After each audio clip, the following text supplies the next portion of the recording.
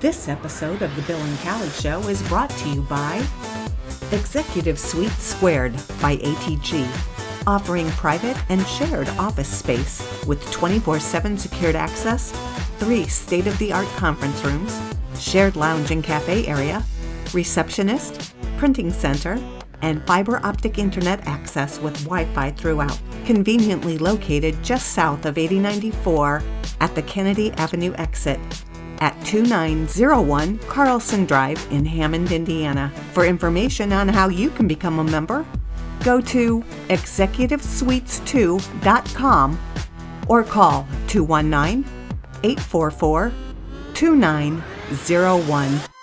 Executive Suites Squared, home to the Bill and Callie Show.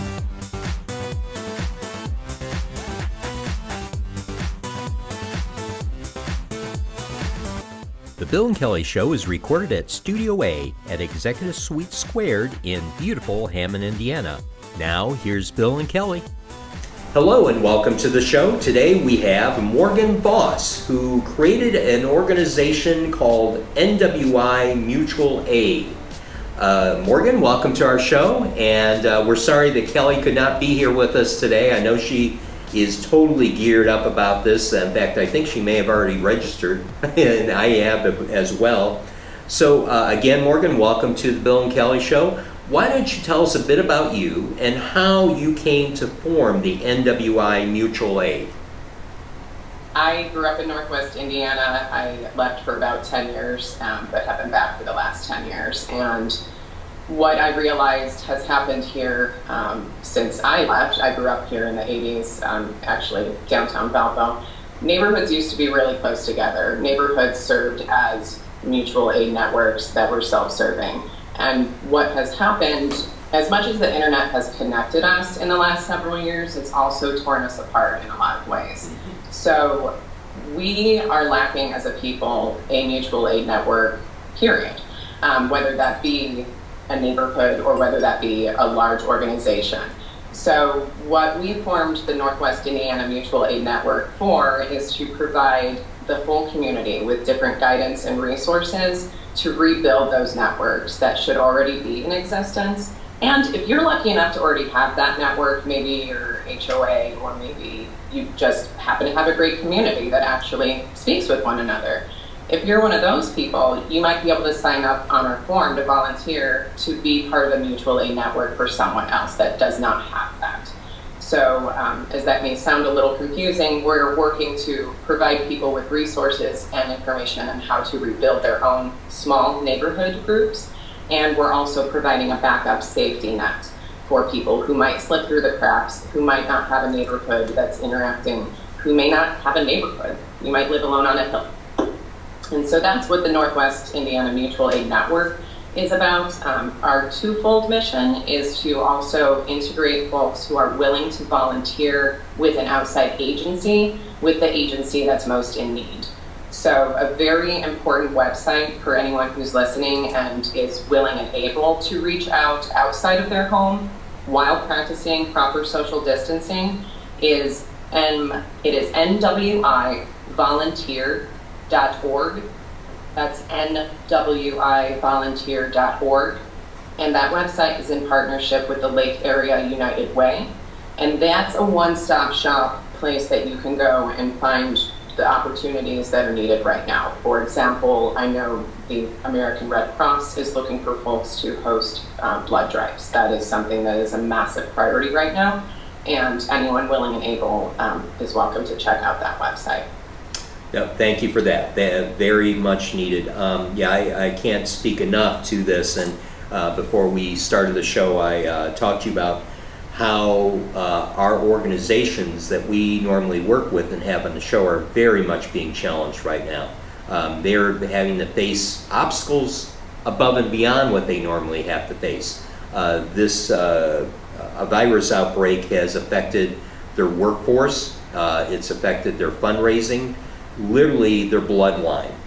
And so what you're doing is helping provide a pool of people that will be able to go out to these organizations and help them out, such as the food bank. If the food bank is short on people because someone had to call off sick, or for various different reasons. Now we heard today that the schools are going to be closed down till May 1st. The governor just announced for Indiana. So that's going to present a whole new layer of challenges for these organizations and people who normally help them. So this is great. And so in registering, and I did myself about this, I found it kind of interesting. You kind of ask some questions, so it gives you an idea how to categorize people that volunteer. So you can develop a database so if you get called by an agency, you can go in your database, search, find a group of people that will fit, and send them out. Is that kind of the gist? That's exactly correct. Yeah. Yeah, that's exactly right. You were very astute. The categories, that's exactly what it is. We wanted to get a general idea of what folks are able to do. And the truth is everyone has different levels of comfort right now. Everyone has different levels of what they're dealing with because of their own health. Almost everyone has someone they know that is of high risk. So there's different opportunities for different people. Aside from even the in-person volunteering efforts, and we're going to work to reach out to our network. You'll get the note too, Bill, since you signed up. Right. But especially to everyone about, as silly as it sounds, because we do this all the time, but being a social media ambassador for the official pages, for the CDC, for FEMA, for the American Red Cross. These resources and the basic, for you and I and most people, we know about the washing hands, we know about the distancing. Not everyone knows this yet still. And there's critical information on their pages that we have been asked to repost and to ask as many people as we can to repost, just so we can flood with the real information. Right. And try to drown out all of the fakeness and all of the negativity. Truthfully, that also really, the fuel behind forming this network was when I'm afraid of something, I have to get rid of that fear. And how I get rid of that fear is I find a solution. And there are many other people that operate that way as well. And so just a couple weeks ago, actually, it wasn't even a week and a half ago when we started having the discussions about this network, it was kind of, a lot of people didn't think this was a big deal yet. A lot of people thought everyone was overreacting, but the folks that had a bit of foresight understood that we would need exactly this safety net. The schools being closed is going to cause such an issue for people that do not have childcare. How do you find childcare? A mutual aid network. That might be your neighbor. It might be someone within your exercise circle that you no longer are exercising because we're all at home. There's all of these different things that the mutual aid community refers to as pods. So if you can imagine, not futuristic pod people, but these are your networks. These are the people that you would call on in a time of need. So the different structures are your personal pod, which could be you, someone that maybe doesn't live right near you, all of the people that are your support network. But not everyone has those sort of relationships. Not everyone has relatives that are living. We have to consider all of those people. And so that's why we're really encouraging people to physically go into their neighborhood and build that pod. Rebuild that pod, as I was referring to earlier, of your neighborhood, and get connected, get reconnected. If someone needs childcare, I bet you someone on your street is going to be able to help you once you rebuild that network and you become friends, you become a community again. So there's a lot of ways that we're going to be pushing out within the next 24 hours. We're going to start with it in terms of tips and best practices for rebuilding your neighborhood pod. We are really not comfortable knocking on doors and shaking hands now, I know, but with proper hand washing, with sanitizing wipes, you can knock on a door and leave a note and step back. The content of that note can vary depending on neighborhood. Everyone's different, but basically getting some contact information, collecting that information for your neighborhood, and then redistributing it to the neighborhood. That's it. You've built your pod.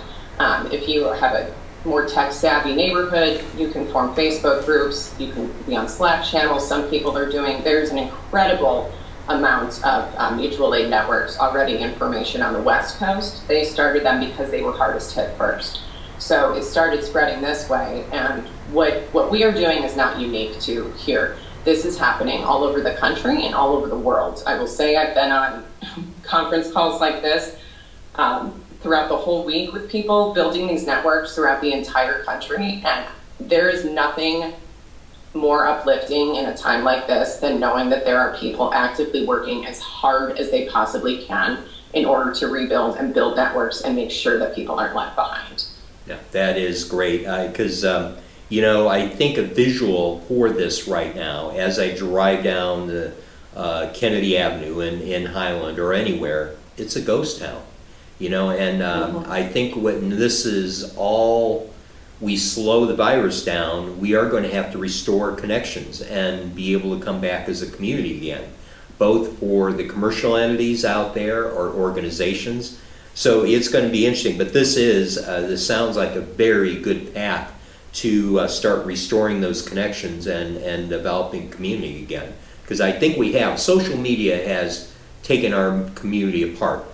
Facebook was supposed to provide a community, but it didn't. It actually caused the opposite to happen. People got driven further apart and so on. So, boy, hats off to what you are doing, and Kelly and myself are very eager to get involved. Thank you. Thank you so much. It's really going to make such a big impact, and thank you. Yep, great. Is there anything else you would like to share with us before we wrap up the show?